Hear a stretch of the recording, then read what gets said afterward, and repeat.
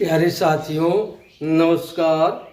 YouTube के SP math by RP channel पर आपका हार्दिक स्वागत है। आज हम लोग 9वीं कक्षा के अंतर्गत रेखाएं और कोण क्या है इस पर चर्चा करेंगे। देखिए, ये वीडियो जो आपके सामने प्रस्तुत किया जा रहा है, केवल एक बार आप देखिए, केवल एक बार देखिए, आपको पूर्ण रूप से समझ में आ जाएगा। बार बार देखने की आवश्यकता नहीं है। तो आइए देखते हैं रेखाएं और कोण क्या होता है। तो आइए हम अपनी बातों की शुरुआत एक चित्र से करते हैं, जैसा कि आप लोग भी बनाते होंगे। जैसे आप पिछली कक्षा में पढ़े होंगे, अब अपनी कॉपी पर पेंसिल से, कलम से चित्र बनाते हैं। देखिए, एक चित्र है इस तरह से। देखिए, अब इस तरह से ए कर दिया गया, ए यहाँ कर दिया गया, यहाँ देखिए एक कर दिया गया, और इस तरह से देखिए ए इस तरह से बना दिया गया, और यहाँ इस तरह से देखिए, और इस तरह से यहाँ, और यहाँ इसको डाल पर बैठा दिया गया। देखिए ये क्या है, ये क्या दिख रहा है? कौवा दिख रहा है। क्या दिख रहा है? कौवा। यह कौवा कहाँ बना है? आप अपनी कॉपी पर बनाए हैं, या देखिए यहाँ व्हाइट बोर्ड है। यह बोर्ड कैसा है? यह बोर्ड कैसा है? समतल है, चिकना है। आपके कॉपी जिस पन्ने पर आप लिखते हैं वह तल कैसा है? वह भी समतल है। देख रहे हैं, यह चित्र कहाँ स्थित है? किसी तल पर स्थित है। यह चित्र कहाँ स्थित है? किसी तल पर है। आप देख लिए यह तल कैसा? समतल है। अगर आप कभी गेंद देखे हैं, गेंद इस तरह से होती है, या बोतल देखे हैं, बोतल, उसका जो तल होता है वह वक्र तल होता है या उभड़ खाबड़ तल होता है। इस तरह से चाहे बिंदु हो, देखिए यह बिंदु जैसा है, यह देखिए यह कोण है, दिख रहा है ना, यह कोण है।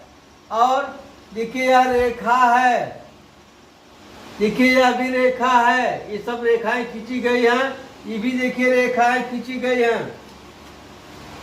इसी को हमको पढ़ना है। क्या पढ़ना है? देखिए कोण बना है, कोण है, रेखा है, बिंदु है, और ये रेखाओं की विभिन्न आकृतियां हैं, इन्हीं को पढ़ना है। तो पहला काम, जिस तल पर चाहे बिंदु हो, चाहे रेखा हो, या कोई चित्र स्थित है, वह तल क्या होगा? समतल हो सकता है या वक्र तल हो सकता है। अब देखिए तल, कोई चित्र या कोई आकार जहां स्थित होता है वह तल कहलाता है। क्या कहलाता है? तल कहलाता है। अब जैसे देखिए यह कलम है, इसका यह तल कैसा है? वक्र तल है। तो अब तल समझ लिए, तल क्या होता है? ये जैसे कोई वस्तु है, इसको अगर इस तरह रख देंगे, इस कलम का तल नीचे अगर इस तरह रख देंगे, तो यह जो धरती से जिस तल से स्पर्श कर रहा है वही उसका तल है। अब तल दो तरह का हो गया। तल किस तरह का? दो तरह का हो गया। पहला हो गया समतल, समतल, और दूसरा हो गया वक्रतल। का? वक्रतल। समतल और वक्रतल। ऐसा तल जो सपाट हो, समतल कहलाता है। ऐसा तल जो सपाट न हो, वक्र तल कहलाता है। क्या? ऐसा तल जो सपाट हो वह समतल कहलाता है, और ऐसा तल जो सपाट न हो अर्थात उभड़ खाबड़ हो, वक्र तल कहलाता है। तो आप जान गए तल दो प्रकार का होता है। यहाँ हम लोग केवल समतल पर अध्ययन करेंगे। अब देखिए समतल, व्हाइट बोर्ड है, आपकी कॉपी है, दिया सलाई की डिब्बी का जो तल है वो भी समतल है, इस पर अध्ययन होगा। अब आइए देखिए ये जो चित्र बना है कौवे का, देखिए यहाँ इसका आंख जो है यह क्या है, इसी को हम बिंदु कहते हैं। क्या कहते हैं? बिंदु कहते हैं। इसको क्या कहते हैं? बिंदु। इसी को क्या कहते हैं? बिंदु कहते हैं। अब देखिए बिंदु भी किसी तल पर स्थित होगा, चाहे वह तल समतल हो या वक्र तल हो, लेकिन बताया गया आपको केवल समतल पर ही अध्ययन करना है आपके कोर्स में जो है। अब देखिए यह बिंदु हो गया। यह बिंदु क्या है, इसको हम कैसे परिभाषित करें? तो देखिए बिंदु को कैसे परिभाषित करेंगे, यही गणित की जननी है, रेखा गणित की यही जननी है। बिंदु देख रहे हैं, इसमें लंबाई चौड़ाई मोटाई लगभग नहीं के बराबर है, लगभग नहीं के बराबर है। तो इसकी परिभाषा हम बना सकते हैं, बिंदु वह निधि है। आइए लिख लेते हैं, क्या? बिंदु वह निधि है जिसमें लंबाई चौड़ाई और मोटाई नहीं होती। क्या? बिंदु वह निधि है जिसे लंबाई चौड़ाई और मोटाई नहीं होती है। ठीक, बिंदु वह निधि है जिसमें लंबाई चौड़ाई और मोटाई नहीं होती है। ठीक, समझ जाइए। लेकिन यह परिभाषा पूर्ण रूप से मान्य नहीं है। क्यों? क्योंकि आज के युग में इस तरह से आप देखते, जो आंख से दिखाई नहीं देती उसकी लंबाई चौड़ाई हम मशीन से माप सकते हैं। तो बिंदु है, इसकी लंबाई चौड़ाई हम माप सकते हैं। इसलिए केवल समझने के लिए बता दिया गया। क्या? बिंदु वह निधि या खजाना है जिसमें लंबाई और चौड़ाई और मोटाई नहीं होती है। ठीक, आप बिंदु जान गए। आप देखिए बिंदु, अब एक जगह अगर यह बैठा ही रहेगा तो बिंदु ही कहलाएगा। यह टहलने लगा, अब यहाँ से इस तरह से टहल कर यहाँ चला आया, या इस तरह से टहल कर यहाँ चला गया, या कोई बिंदु इस तरह टहल के यहाँ इधर इधर चला आया, या कोई बिंदु इस तरह से चल रहा है, कोई बिंदु चल रहा है, तब ये आकृतियां क्या बन गई? इन आकृति को रेखा कहते हैं। क्या कहते हैं? रेखा। अब रेखा को कैसे परिभाषित करेंगे? देखिए बिंदु ही था, बिंदु के चलने से अब इस तरह से बिंदु चल रहा है, इस तरह से, तब क्या कहेंगे परिभाषा? रेखा की परिभाषा क्या हो जाएगा? बिंदुओं के गमन पथ को रेखा कहते हैं। क्या? बिंदु के गमन पथ को, आइए लिख लेते हैं, रेखा बिंदुओं के गमन पथ को रेखा कहते हैं। बिंदुओं के गमन पथ को रेखा कहते हैं, या यूं कहिए बिंदु के चलने से जो मार्ग बनता है उसे रेखा कहते हैं। क्या? बिंदु के चलने से जो मार्ग बनता है उसे रेखा कहते हैं। अब देखिए बिंदु स्वतंत्र है, किसी तरफ चल सकता है। अब जैसे इस तरफ चल दिया, इस तरह बिंदु चल रहा है, तब क्या कहेंगे इसको? सीधी रेखा। क्या? सीधी रेखा। अगर इस तरह से बिंदु चल रहा है, इस तरह से चल रहा है, तब यह क्या हो जाएगा? टेढ़ी मेढ़ी रेखा या वक्र रेखा। क्या? वक्र रेखा। अब बिंदुओं के चलने से जो मार्ग बनता है उसे रेखा कहते हैं। रेखा दो प्रकार की होती है, एक सीधी रेखा, दूसरी वक्र रेखा। क्या? पहली है सीधी रेखा, सीधी रेखा, और दूसरा है वक्र रेखा। अब देखिए सीधी रेखा को कैसे परिभाषित करेंगे।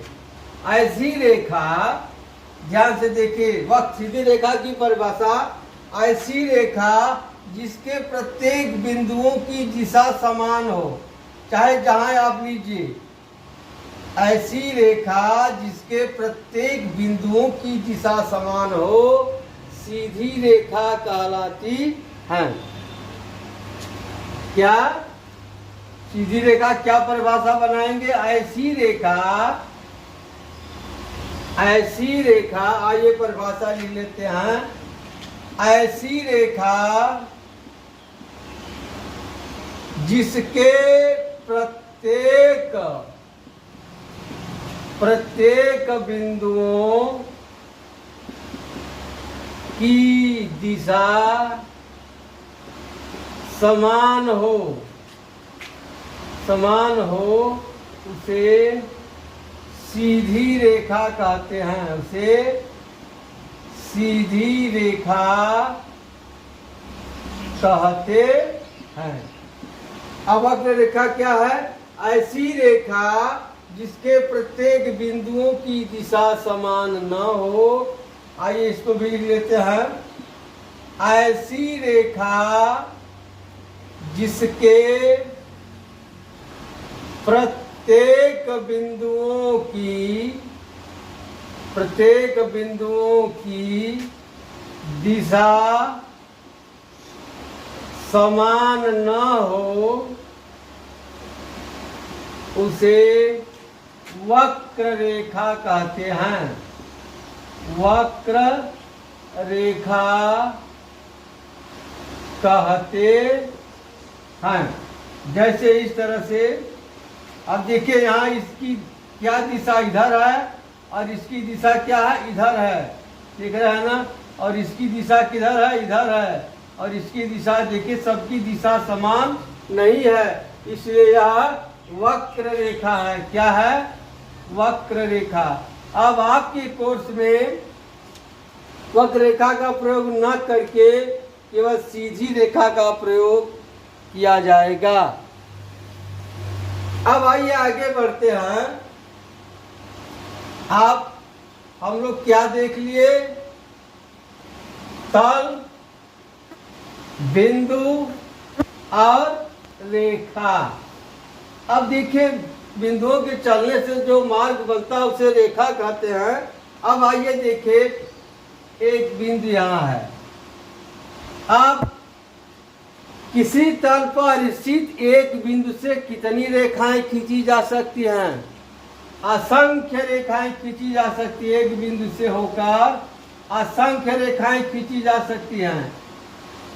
समझ रहे हैं ना?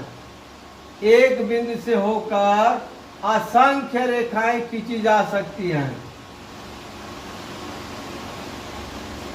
अब जान लीजिए, किसी तल पर स्थित एक बिंदु से असंख्य रेखाएं खींची जा सकती हैं। अगर इस तरह से पूछ दिया जाए, किसी तल पर स्थित दो बिंदुओं से कितनी रेखाएं खींची जा सकती हैं? अब देखिए, इन दोनों को हम अगर मिलाएंगे, केवल एक रेखा खींची जा सकती है। दो बिंदुओं को मिलाने वाली रेखा सीधी रेखा होगी। या यूं कहिए, किसी तल पर स्थित दो बिंदुओं से होकर केवल एक रेखा खींची जा सकती है। पहला क्या था? किसी तल पर स्थित एक बिंदु से अनेक रेखाएं खींची जा सकती हैं। ये चित्र है, और यहाँ क्या है? दो बिंदु ए है, बी है, इससे केवल एक रेखा खींची जा सकती है। और दूसरा का क्या लिख देंगे? किसी तल पर स्थित किसी तल पर स्थित दो बिंदुओं से केवल एक रेखा खींची जा सकती है। हो गया। अब देखिए आगे, यदि तीन बिंदु दिया हो, यदि तीन बिंदु दिया है, तीनों बिंदुओं से होकर यदि एक रेखा खींची जा सके तो तीनों बिंदु संरेख बिंदु कहलाते हैं। अब देखिए तीनों बिंदुओं से आप एक रेखा नहीं खींच सकते। इस तरह से है, अगर इस तरह से है तीन बिंदु तो यह क्या है? संरेख बिंदु। ये तीनों बिंदु कैसे हैं? संरेख। देखिए यहाँ बिंदु है, बिंदु ए बी सी, ये तीनों बिंदु क्या है? संरेख बिंदु है। अब चाहे तो तीसरा लिख सकते हैं क्या? यदि तीन या तीन से अधिक बिंदुओं से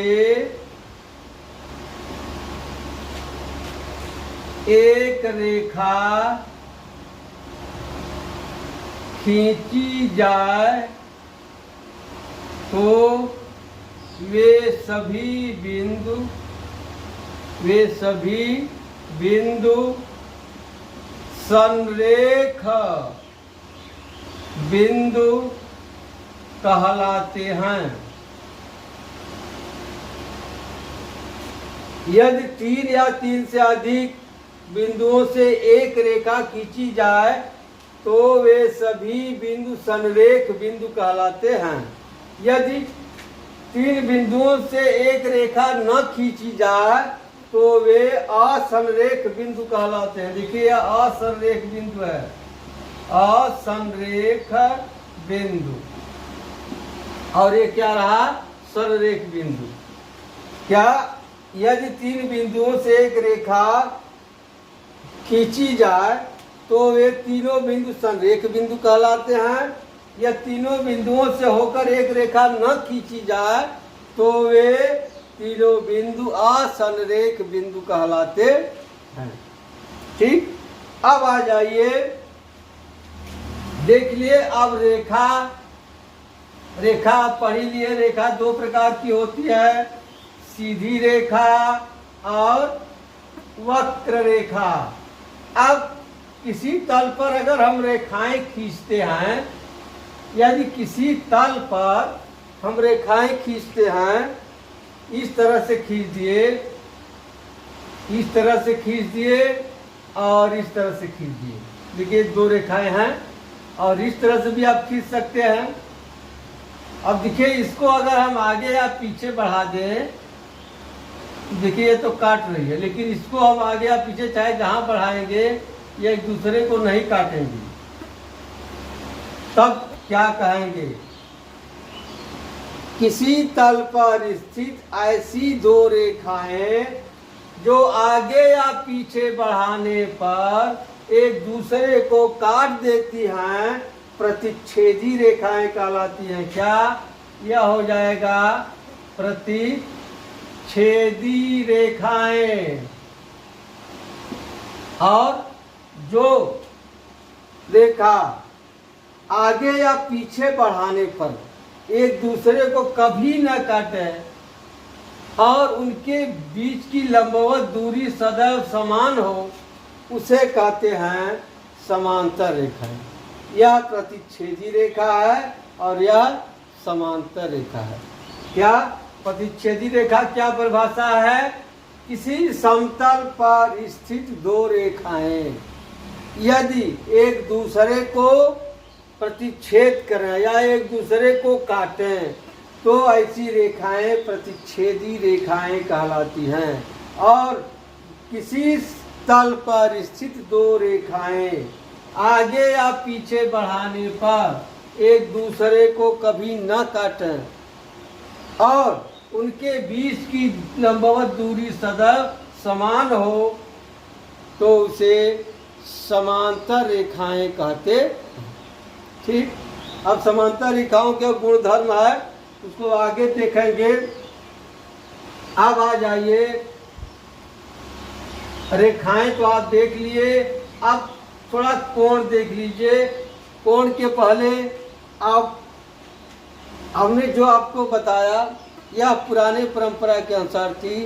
अब आज के ज़माने में आप देखिए रेखा किसे कहते हैं, थोड़ा अंतर समझ लीजिए।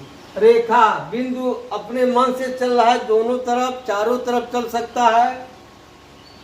सकता है, इसलिए रेखा को इस तरह दर्शाया गया, इस तरह से क्या रेखा हो गई। अब अगर इसको कहीं से काट दिया जाए, उसको कहा गया किरण। क्या? किरण। अब इसको इस तरह से दर्शाया गया।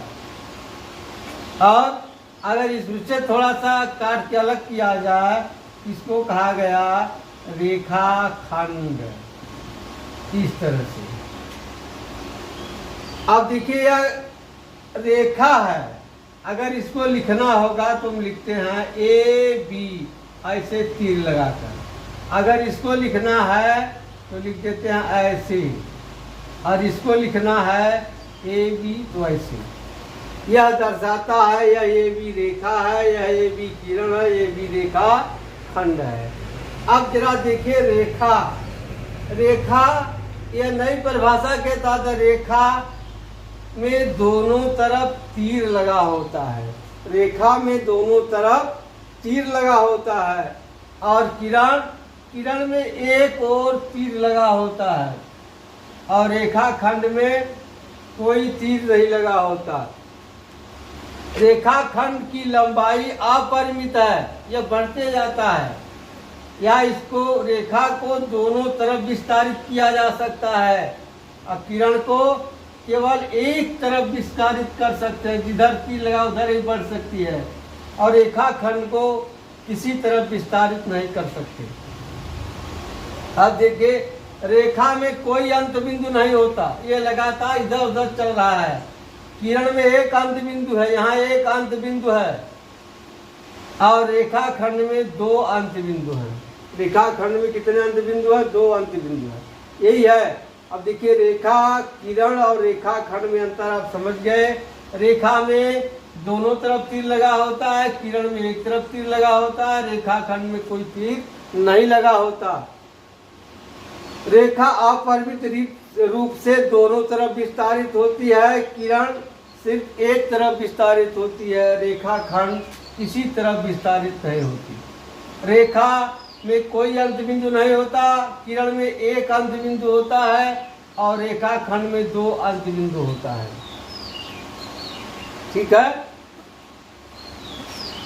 रेखा की लंबाई अपरिमित होती है, किरण की लंबाई एक तरफ तो सीमित होती है, दूसरी तरफ अपरिमित होती है। रेखा खंड की लंबाई परिमित होती है। ठीक, अब ये जान गए रेखा। अब इसके बाद अब देखते हैं हम कोण। कोण आप देखे होंगे, गांव घर में अगर रहते हैं, खेत किस तरह का होता है? खेत कई तरह का होता है। मान लीजिए इस तरह खेत है, इसी को कोण कहा जाता है। अगर आप गांव के रहे होंगे तो कोण खोदते भी होंगे, कोण इसी को कहते हैं कोण। अब बताइए इस कोण की क्या परिभाषा होगी? एक रेखा इधर से आके यहाँ मिल गई, एक रेखा इधर आके मिल गई, यह बन गया कोण। इसी का शुद्ध रूप है कोण। इसी क्या है? कोण। अब कोण की परिभाषा कैसे करेंगे? अब कई तरह से कर सकते हैं। देखिए, यदि एक ही बिंदु से दो किरणें निकल रही हो, यदि एक ही बिंदु से दो किरणें निकल रही हो, तो उनके बीच के झुकाव को कोण कहते हैं। क्या? यदि एक ही बिंदु से दो किरणें निकल रही हो, तो उनके बीच के झुकाव को कोण कहते हैं। फिर से सुन लीजिए, किसी निश्चित बिंदु से दो किरणें निकल रही हो तो उनके बीच के झुकाव को कोण कहते हैं।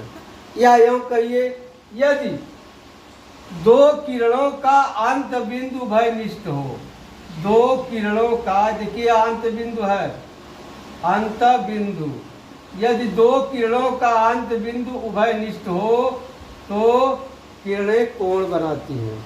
या यूं कहिए, दो रेखाओं का अंत बिंदु उभयनिष्ठ हो तो रेखाएं कोण बनाती हैं। क्या? जब दो रेखाओं का अंत बिंदु उभयनिष्ठ हो, एक रेखा इधर एक रेखा इधर, अंत बिंदु क्या है? उभयनिष्ठ है, तो यह क्या बन गया? कोण। या यूं कहिए, जब दो रेखाएं एक दूसरे को काटती हैं उस कटान बिंदु पर बने झुकाव को कोण कहते हैं। जैसे आपको अच्छा लगा वैसे आप जान लीजिए। जब दो किरणों का अंत बिंदु उभयनिष्ठ हो तो उनके बीच के झुकाव को कोण कहते हैं।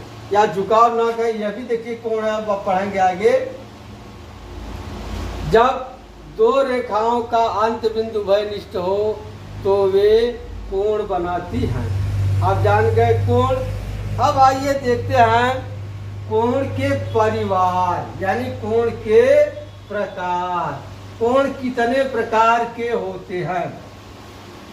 कोण कितने प्रकार के होते हैं? आप पिछली कक्षा में पढ़ चुके हो, झटके में आप देख लीजिए। कोण के प्रकार देखिए, पहला है न्यून कोण। पहला है न्यून कोण। इसकी परिभाषा क्या है? ऐसा कोण जिसकी माप 0 अंश और 90 अंश के बीच हो, उसे क्या कहते हैं? न्यून कोण। परिभाषा आप लिख सकते हैं, 0 अंश से बड़े परंतु 90 अंश से छोटे कोण को न्यून कोण कहते हैं। क्या आप लिख सकते हैं? 0 अंश से बड़े परंतु 90 अंश से छोटे कोण को न्यून कोण कहते हैं। न्यून कोण कहते हैं। आप देखिए चित्र में इस तरह से यह न्यून कोण है। कौन सा कोण है? न्यून कोण। यह 90 अंश से छोटा है लेकिन 0 अंश से बड़ा है। अब दूसरा है समकोण। इसकी परिभाषा है 90 अंश के कोण को 90 अंश के कोण को समकोण कहते हैं। समकोण कहते हैं। अब देखिए इसका कोण इस तरह से होगा, इस तरह से यह कोण होगा 90 अंश। यह समकोण है, समकोण। तीसरा है अधिक कोण। अधिक कोण। अब इसकी परिभाषा है 90 अंश से अधिक। क्या? 90 अंश से अधिक परंतु 180 अंश से छोटे कोण को अधिक कोण कहते हैं। अधिक कोण कहते हैं। 90 अंश से अधिक, इसका चित्र इस तरह से। अब देखिए 90 अंश यही है, अब 90 अंश से अधिक बना दिए इस तरह से। यहाँ कोण जो बन गया अधिक कोण है। अधिक कोण मान लीजिए यह हो गया 140 अंश का, और यहाँ मान लीजिए यह 30 अंश का है। अधिक कोण होगा तीसरा। अब चौथा देखिए है ऋजु कोण, ऋजु कोण या सरल कोण, या इसे कहते हैं रैखिक युग्म कोण, रैखिक युग्म कोण। अब इसकी परिभाषा बहुत आसान है। 180 अंश के कोण को, 180 अंश के कोण को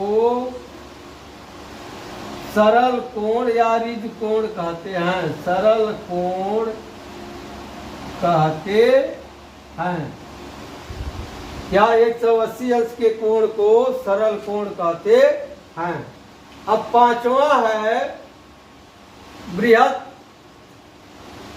बृहत कोण या इसे कहते हैं प्रतिवर्ती कोण, प्रतिवर्ती कोण या प्रतिवर्ती कोण या बृहत कोण। अब इसकी क्या परिभाषा होगी? 180 अंश से बड़े, या 180 अंश से बड़े परंतु 360 अंश से छोटे कोण को बृहत कोण कहते हैं, बृहत कोण कहते हैं या प्रतिवर्ती कोण कहते हैं। अब देखिए 180 अंश का कोण बनाने के लिए इस तरह सीधी रेखा यहाँ बन जाएगा 180 अंश का कोण, और बृहत कोण इस तरह से यह रेखा है और इस तरह से यह बृहत कोण है, ये बृहत कोण है या प्रतिवर्ती कोण, प्रतिवर्ती कोण। यही 5 मुख्य कोण है, लेकिन 2 कोण और नए आ गए हैं। क्या है? छठवां है शून्य कोण, शून्य कोण। अब देखिए वास्तव में कोण कैसे बनता है, कोण कैसे बनता है। जैसे देखिए कलम है, यहाँ इसको स्थिर रख कर ये कर दिए, ये लाइन बन गई। अब इसको ऐसे कर दिए, कोण कुछ बढ़ गया, कोण बढ़ गया। इस तरह से लाइन है ऐसे, इसको यहाँ स्थिर रख दें, इसको स्थिर, और इसको इधर घुमा दें यहाँ तक, ये तो यही रहेगा, ये कोण बन गया। तब शून्य कोण की क्या परिभाषा है? यदि कोई परिक्रामी रेखा जिसका एक बिंदु स्थिर हो, बिना घूमे अपने प्रारंभिक स्थिति में बनी रहे, उसके द्वारा बना कोण शून्य कोण कहलाता है। क्या? कोई परिक्रामी रेखा जिसका एक बिंदु स्थिर हो, यदि वह अपने पूर्ववत अवस्था में बनी रहे, इस प्रकार बने कोण को शून्य कोण कहते हैं। अब दूसरा है, इसमें आगे संपूर्ण कोण। क्या? संपूर्ण कोण। अब देखिए संपूर्ण कोण क्या होता है। संपूर्ण कोण, जब कोई परिक्रामी रेखा जिसका एक सिरा स्थिर हो, घूमते घूमते पुनः अपनी प्रारंभिक अवस्था में आ जाए, तो इस प्रकार बने कोण को संपूर्ण कोण कहते हैं। यही संपूर्ण कोण है। यह क्या है? संपूर्ण कोण, जिसका मान 360 अंश होता है। आया? यदि कोई परिक्रामी रेखा जिसका एक बिंदु स्थिर हो, घूमते घूमते अपनी पहली अवस्था में आ जाए, तो इस प्रकार बने कोण को संपूर्ण कोण कहते हैं। अब आइए आगे देखते हैं। देखिए कोण तो हम लोग पढ़ चुके, जरा कोण की विशेषताएं हम लोग देख लें। और जो है कोण है, इसी से सब लोग उत्पन्न कोण है। अब आइए देखते हैं कोण की विशेषताएं। कोण में कौन कौन सी विशेषताएं होती हैं?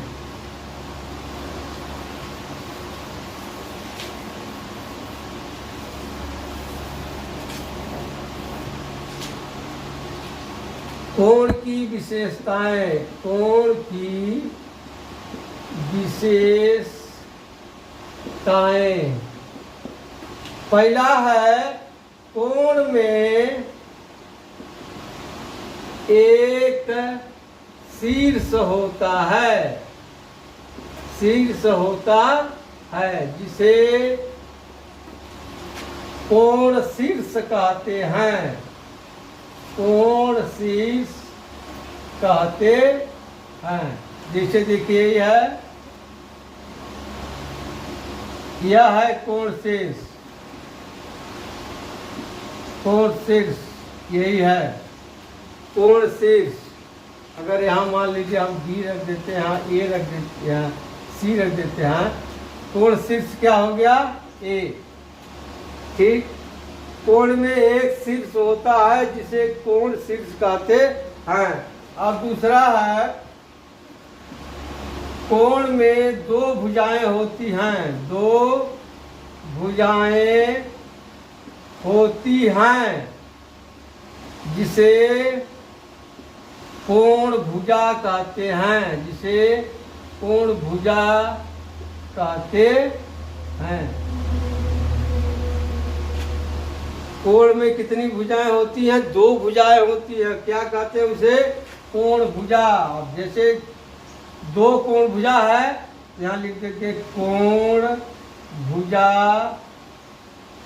ए बी तथा कोण भुजा ए सी। कोण में कितनी भुजाएं होती हैं? दो भुजाएं होती हैं। कौन कौन? भुजा ए बी, भुजा ए सी। अब आ जाइए तीसरे पर।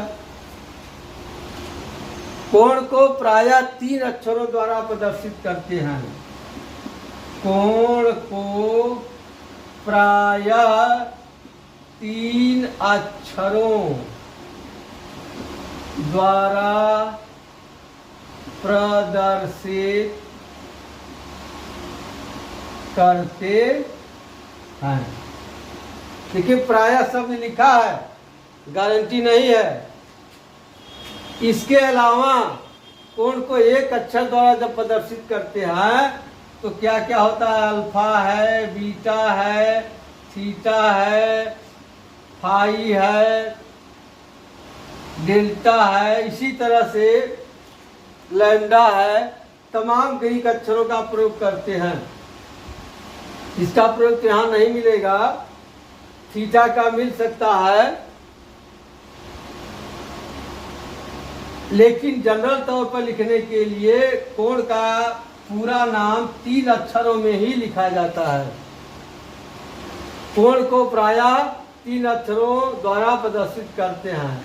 जैसे देखिए यही है, इसको लिखेंगे कोण बी ए सी, या लिख सकते हैं कोण सी ए बी, कोण बी ए सी या सी ए बी। अब ध्यान दीजिए, चौथा है जिस बिंदु पर कोण बनता है, जिस बिंदु पर कोण बनता है उस बिंदु को सदैव बीच में लिखते हैं। कहाँ लिखते हैं? बीच में। जैसे इस तरह से कोण बना दिया गया पी क्यू आर, इसका नाम क्या होगा? कोण पी क्यू आर, ये सही होगा। या कोण आर क्यू पी। अगर इस तरह लिख देते हैं क्यू पी आर तो यह गलत हो जाएगा। कहाँ कोण बन रहा है? क्यू पर। ध्यान दीजिए, क्यू हमेशा बीच में होना चाहिए। ये दोनों अक्षर अगर बदल रहेंगे चलेगा, लेकिन अगर क्यू पर कोण बन रहा है, लिखते समय आपने बीच में क्यू न लिखकर दूसरा लिख दिया तो यह गलत हो जाएगा। हो गया। कोण की विशेषताएं में इतना पर्याप्त है। ध्यान दीजिए, जब भी आप कोण लिखिएगा, जिस बिंदु पर कोण बनता है सदैव उसको बीच में लिखना चाहिए। अब आ जाइए आगे। कोण आप पढ़ लिए, इन्हीं से कुछ व्युत्पन्न कोण है जो पैदा किए गए हैं, इन्हीं से मुख्य कोण आप जान गए। अब उसमें है शीर्षाभिमुख कोण। क्या? शीर्षाभिमुख कोण। अब देखिए शीर्षाभिमुख कोण क्या होता है। जब दो रेखाएं एक दूसरे को काटती हैं, अब ध्यान दीजिएगा, हमेशा जब भी रेखाएं आप खींचेंगे किसी समतल पर खींचेंगे। समतल का प्रयोग बार बार नहीं किया जा रहा है, आप चाहे तो बार बार कर सकते हैं। किसी समतल पर जब दो रेखाएं परस्पर काटती हैं, किसी समतल पर जब दो रेखाएं परस्पर काटती हैं तो कटान बिंदु पर बने आमने सामने के कोण को शीर्षाभिमुख कोण कहते हैं। अब देखिए इसके सामने का कोण यही होगा, यह शीर्षाभिमुख कोण है, और इसके सामने का कोण यह होगा, ये दोनों शीर्षाभिमुख कोण हैं। क्या परिभाषा है? जब किसी समतल पर दो रेखाएं परस्पर प्रतिच्छेद करती हैं तो प्रतिच्छेद बिंदु पर चार कोण बनते हैं। तो इन चारों कोणों में आमने सामने के कोण शीर्षाभिमुख कोण कहलाते हैं। फिर से सुन लीजिए, किसी समतल पर जब दो रेखाएं एक दूसरे को काटती हैं तो कटान बिंदु पर बने चारों कोणों में आमने सामने के कोण शीर्षाभिमुख कोण कहलाते हैं और ये आपस में बराबर होते हैं। अब देखिए शीर्षाभिमुख कोण कौन कौन से हमारे यहाँ लिखते, एक, यहाँ दो, यहाँ तीन, यहाँ चार। तो शीर्षाभिमुख कोण कौन होंगे? शीर्षाभिमुख कोण क्या होंगे? कोण एक और कोण तीन। कोण एक बराबर कोण तीन के होगा। और शीर्षाभिमुख कोण क्या है? कोण दो और कोण चार, और कोण दो बराबर कोण चार के होगा। यह शीर्षाभिमुख कोण। ध्यान दीजिएगा, जब दो रेखाएं परस्पर काटती हैं तो कटान बिंदु पर आमने सामने के कोण शीर्षाभिमुख कोण कहलाते हैं और ये आपस में बराबर होते हैं। अब आइए आगे चलते हैं। कोटि पूरक कोण या पूरक कोण कहते हैं। क्या? पूरक कोण या कोटि पूरक कोण। कोटि पूरक कोण। अब देखिए इसकी परिभाषा है, जब दो कोणों का योगफल 90 अंश के बराबर हो तो वे एक दूसरे के कोटि पूरक कोण कहलाते हैं। या लिख लीजिए, जब दो कोणों का योगफल 90 अंश के बराबर हो तो वे एक दूसरे के पूरक या कोटि पूरक कोण कहलाते हैं। कोण कहलाते हैं। इसका मतलब क्या है? दो कोण, मान लीजिए एक कोण x है और दूसरा कोण y है। यदि कोण x में कोण y जोड़ने पर 90 अंश का हो तो कोण x कोण y का क्या है? कोटि पूरक कोण कहलाएगा। जैसे 30 अंश का कोटि पूरक कोण। कोटि पूरक कोण कैसे निकालेंगे? 90 में से 30 घटा दीजिए, कितना आ जाएगा? 60 अंश। क्यों? अब 60 30 जोड़ेंगे तो 90 आ जाएगा। इसी तरह से 40 अंश का कोट पूरक कोण क्या होगा? 90 में से 40 घटा दीजिए, कितना आएगा? 90 में से 40 घटा दीजिए, कितना आएगा? 50 अंश। अब आ गया कोट पूरक कोण। अब अगला है समपूरक कोण। समपूरक कोण। अब समपूरक कोण क्या होता है? जब दो कोणों का योगफल कितना हो? 180 अंश के बराबर हो तो वे एक दूसरे के समपूरक कोण कहलाते हैं। क्या? जब दो कोणों का योगफल 180 अंश के बराबर हो तो वे एक दूसरे के समपूरक कोण कहलाते हैं। जैसे मान लीजिए कोण x और कोण y दिया है। यदि कोण x धन कोण y बराबर 180 अंश हो तो वे एक दूसरे के समपूरक कोण कहलाते हैं या कहलाएंगे। अब जैसे मान लीजिए 50 अंश है का समपूरक कोण, समपूरक कोण क्या हो जाएगा? 180 में से 50 घटा देंगे, कितना आ जाएगा? 130 अंश। ये हो गया 130 अंश। इसी तरह से यदि किसी कोण का समपूरक कोण पूछ रहा है तो क्या करेंगे? 180 में से घटा देंगे, उसका समपूरक कोण निकल जाएगा। अब आइए आगे चलते हैं।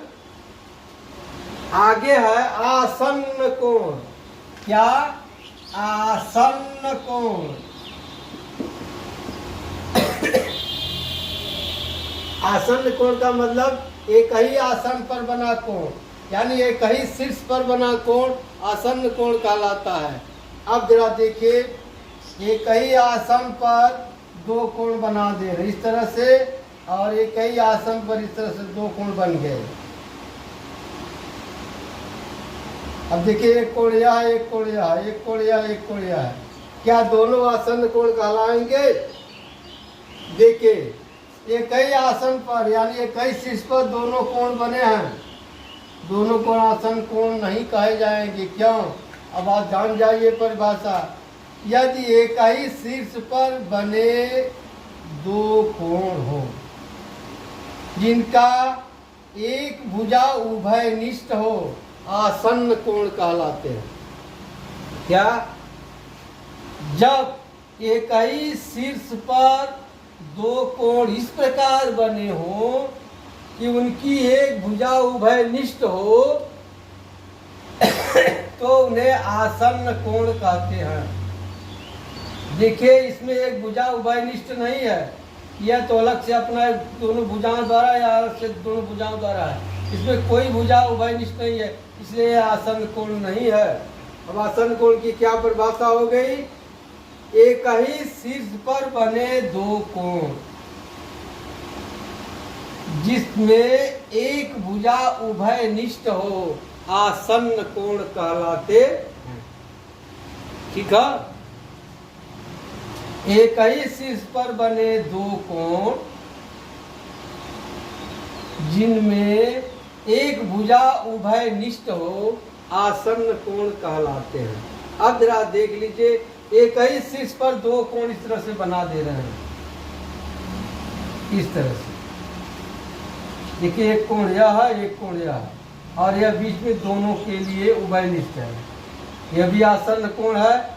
लेकिन आप देखिए, मान लीजिए यह है 30 अंश का, यह 150 अंश का, तो मिलाकर कितना हो गया? 180 अंश हो गया।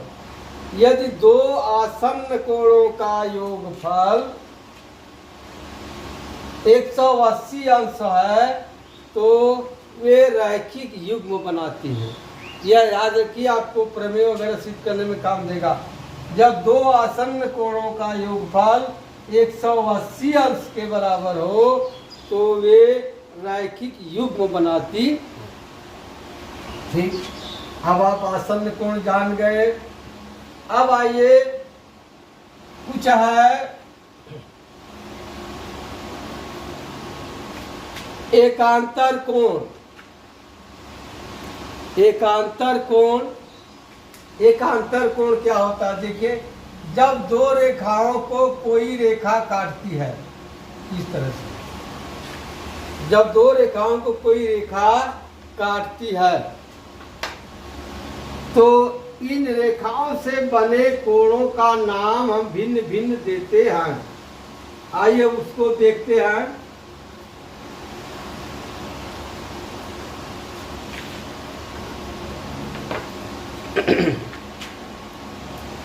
देखिए है, मान लीजिए यहाँ है कोण 1 2 3 4 5 6 7 8 और एक रेखा इस तरह से है।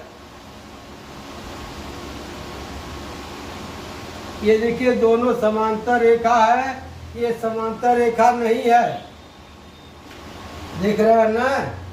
यह दोनों यहाँ समांतर रेखा है और ये समांतर रेखा नहीं है, इसमें एक तिर्यक रेखा है। यहाँ भी कर देना है कोण 1 कोण 2 कोण 3 कोण 4 कोण 5 कोण 6 कोण 7 कोण 8। अब क्या पढ़ना है? एकांतर, एकांतर अंतः कोण। देखिए अंतः शब्द बार बार नहीं कहा जाएगा, केवल एकांतर कोण ही कहा जाएगा। एकांतर कोण किसे कहते हैं? या ध्यान से सुनिएगा परिभाषा। जब दो समांतर रेखाओं को कोई तिर्यक रेखा काटती है,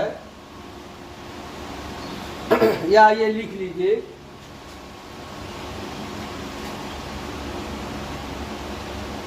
अब क्या है एकांतर कोण? एकांतर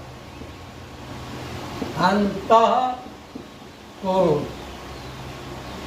आप देखिए इसी को सिर्फ बता रहे हैं। दो समांतर रेखाओं को कोई तिर्यक रेखा काटती है तो दोनों समांतर रेखाओं के मध्य बने, देखिए 1 2 3 4 बने चारों कोणों में से एक के अंतर पर बने कोण एकांतर अंतः कोण कहलाते हैं। जान जाइए, जब दो समांतर रेखाओं को कोई तिर्यक रेखा काटती है तो दोनों समांतर रेखाओं के मध्य बने चारों कोणों में से एक के अंतर पर बने कोण एकांतर कोण कहलाते हैं और ये आपस में बराबर होते हैं। और ये आपस में बराबर होते हैं। ध्यान दीजिएगा, यह बराबर कब होंगे? जब दोनों रेखाएं समांतर होंगी। यहाँ देखिए रेखाएं समांतर नहीं है, ये बराबर नहीं होंगी। अब लीजिए कोण 3 का नाम। 3 का नाम देखिए 4 कोण है ना, 3 4 5 8 बना है। अब किसी कोण 3 का नाम इधर तरह इसको छोड़ दीजिए, 8 आ गया। इधर से चल रहे, इसको छोड़ दीजिए, 8 आ गया, यानी 3 और कौन है कोण 3 और कोण ई छोड़कर 8, इधर चलेंगे 5 छोड़कर 8, कोण 8 तथा कोण 4 और अब इधर चलेंगे 8 छोड़ना होगा, इधर चलेंगे 3 छोड़ना होगा, 4 और 5 एकांतर कोण है, एकांतर अंतः कोण है। अब आपको समझ में आ गया होगा। अब ये ध्यान दीजिएगा, जब ये दोनों रेखाएं समांतर होंगी तो एकांतर कोण आपस में बराबर होंगे। यह दोनों रेखाएं समांतर नहीं है तो एकांतर कोण बराबर नहीं होंगे। अब आ जाइए एकांतर बाह्यतः कोण या एकांतर बाह्य कोण क्या है? एकांतर बाह्य कोण। अब एकांतर बाह्य कोण क्या है? वही परिभाषा है। यदि दो समांतर रेखा को कोई तिर्यक रेखा काटती है, यदि दो समांतर रेखा को कोई तिर्यक रेखा काटती है तो समांतर रेखा के बाहर बने चारों कोणों में से एक के अंतर पर बने कोण एकांतर बाह्य कोण कहलाते हैं। अब चाहे तो लिख लीजिए, जब दो समांतर रेखाओं को कोई तिर्यक रेखा काटती है तो समांतर रेखाओं के बाहर बने चारों कोणों में से एक के अंतर पर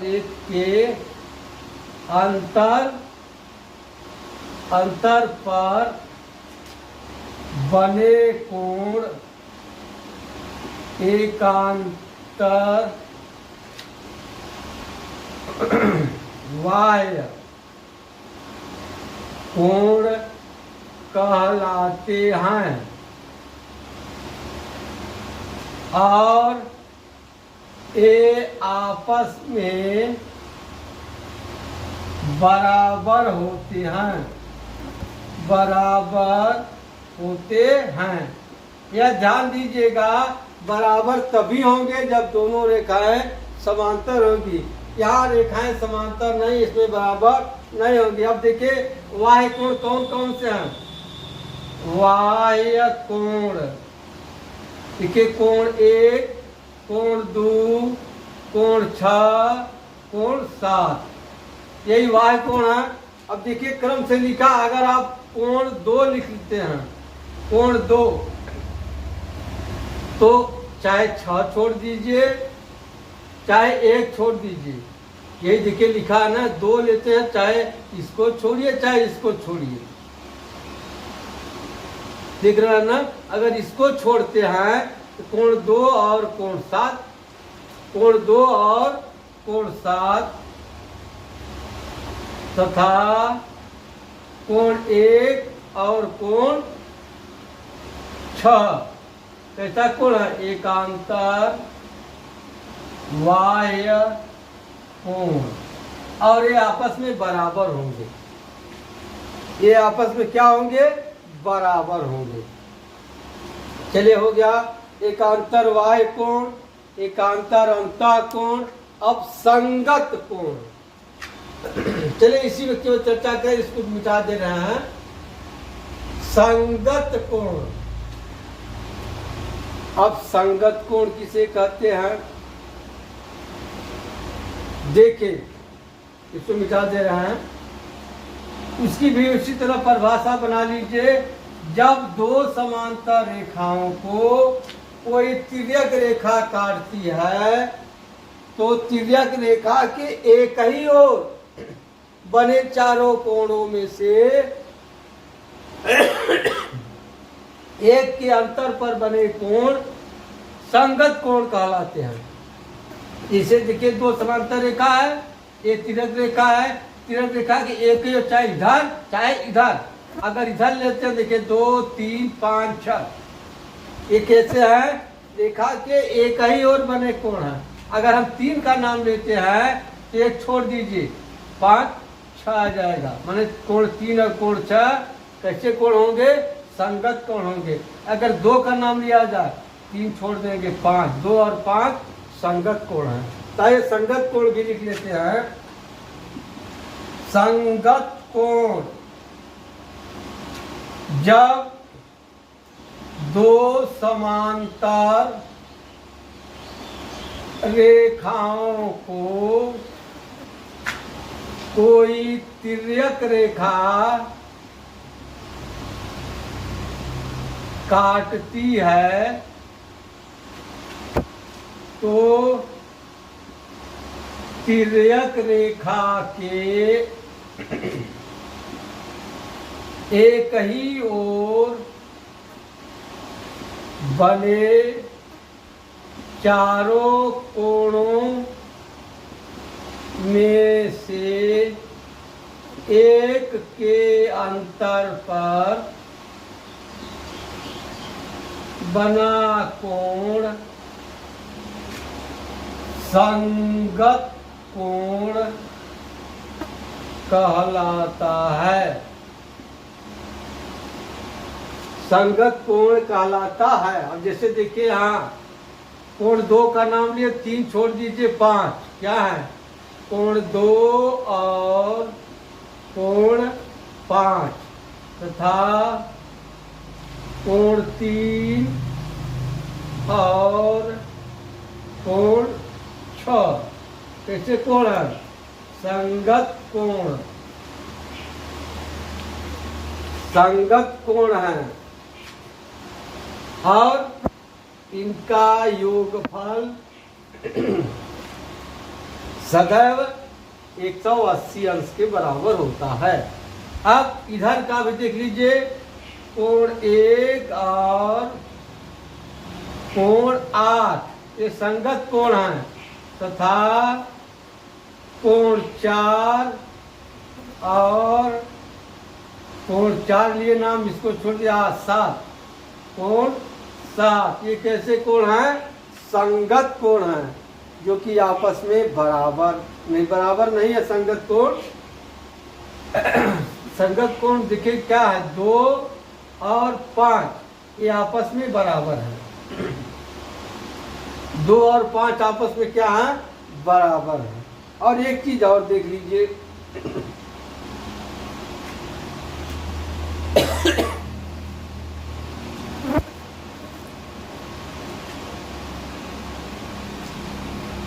तिर्यक रेखा के एक ही ओर बने अंतःकोण, तिर्यक रेखा के एक ही ओर बने अंतःकोण।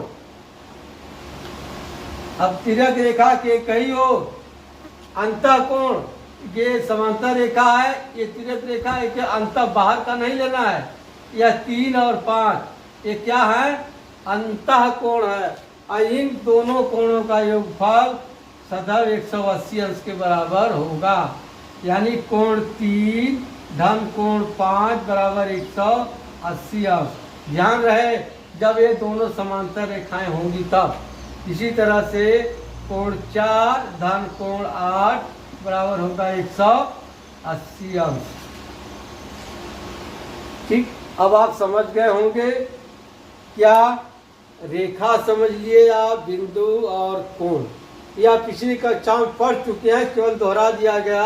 अब इस पर आधारित उदाहरण और कुछ सवाल है, उसको अगली वीडियो में देखते हैं।